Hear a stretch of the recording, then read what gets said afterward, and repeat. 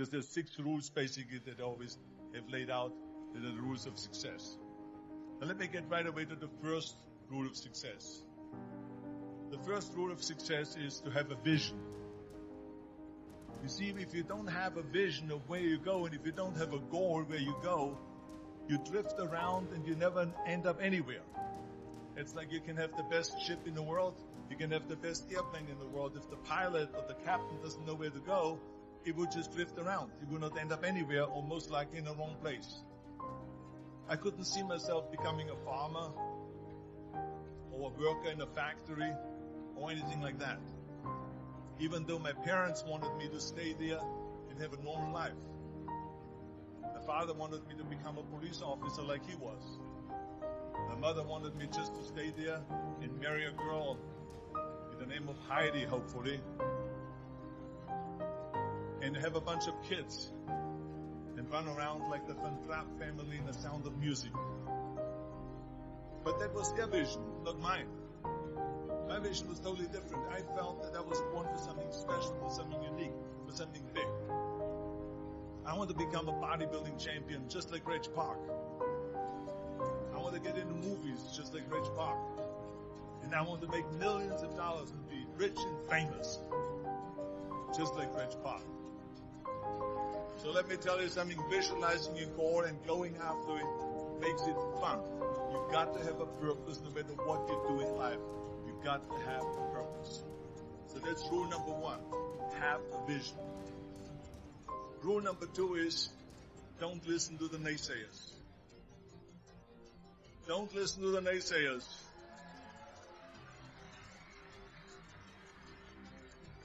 Everything I ever did, the thing that I heard out of people's mouth was, that's impossible. That can't be done.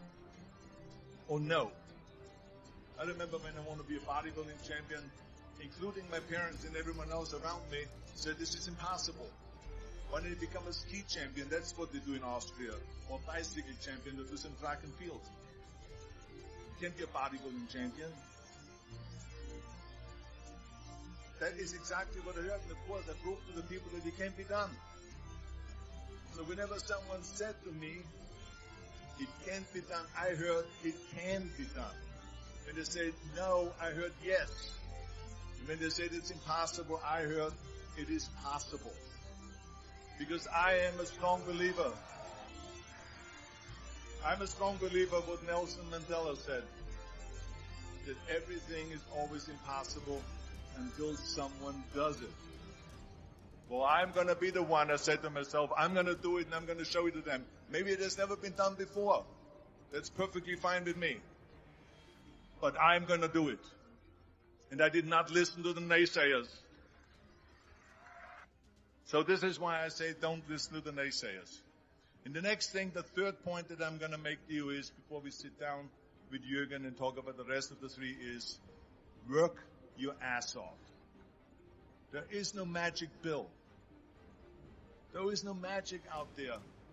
You cannot get around. You have to work and work and work. I can tell you, I've watched the day for half an hour, Jürgen and his wife, that put on this show, this great, great event here.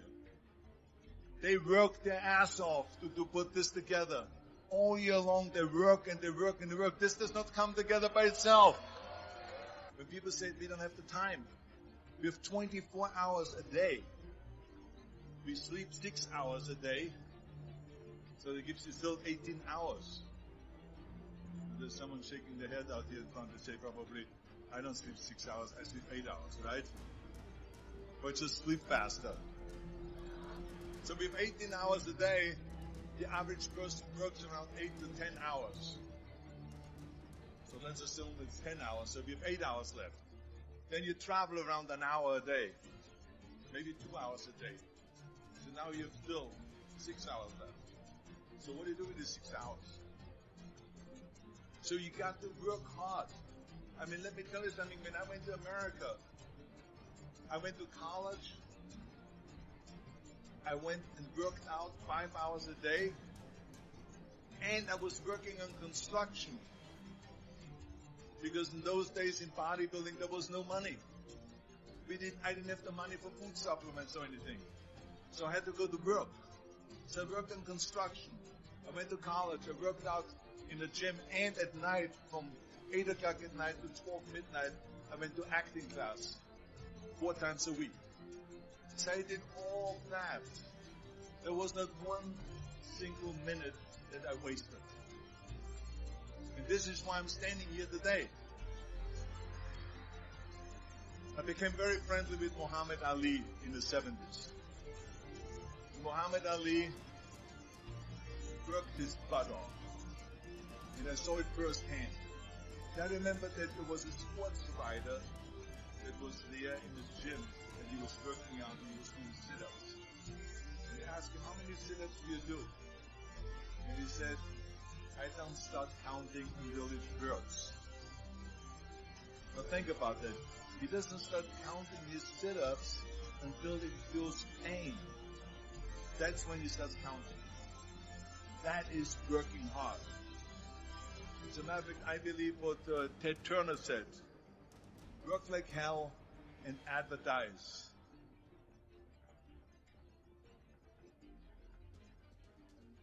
You get it? Work like hell, go to bed, and early to rise, work like hell and advertise. So you work your ass off, and then you let the world know about your work. That's what it is all about. Let people know. If you have a company, if you have a movie, if you do a sports, work your ass off, but then advertise and let everyone know. And the reason, one of the main reasons why people want to have a plan B is because they are worried about failing. What is if I fail, then I don't have anything else? Well, let me tell you something. Don't be afraid of failing, because there's nothing wrong with failing. You have to fail in order to climb that ladder. There's no one that doesn't fail. What is not okay is that when you fail, you stay down. Whoever stays down is a loser. And winners will fail and get up. Fail and get up. Fail and get up. You always get up. That is a winner. That is a winner. This is one of my 6 rules to success. You can only feel complete as a person if you think about what can you do for your fellow member around you that maybe needs help. I felt like that. Everyone has a different motivation. Why you get into that? I was an immigrant going to America, and I saw how America was the most generous country in the world. I mean, they opened up their arms with me, they helped me, they invited me for Thanksgiving dinner. The people, they brought me, the bodybuilders in the gym brought me plates to my apartment because I had no plates, I had no silverware, I had no bedware, I had no pillows, I had no blanket, I had no TV, I had no radio, I had nothing. They brought it to my apartment. Then, of course, when 2003 happened, where there was governor's race in California, I said to myself, now is my chance to jump in there and to really give everything. And people said to me, says, are you crazy to run for governor? When you're governor, he says, you cannot go and make movies anymore. And I said, well, duh. I mean, I know that you can't run the state and make movies. Of course not. He says, well, you would lose all these millions of dollars. I mean, you're getting $20, $25, $30 million a movie, you would lose that. I say, I don't care. I say, all the money that I made is because of America. My success is because of America. Everything that I've accomplished is because of America. I say, so for me now to do something back for 7 years and not to make money makes no difference to me. I say, I'm going to do it. And I jumped into the race and did it. And let me tell you something. I'm not poor because those 7 years I didn't get paid. I'm perfectly fine. And it made me feel good that I could give back to America. I remember that everything I did, I always needed help. Think about it when someone says, Arnold, you're the greatest self-made man. I said, you can call me anything you want. You can call me Arnie. You can call me Schwarzi. You can call me Terminator. You can call me Governator. But don't ever call me self-made man. I said, because I did not get to that point by myself.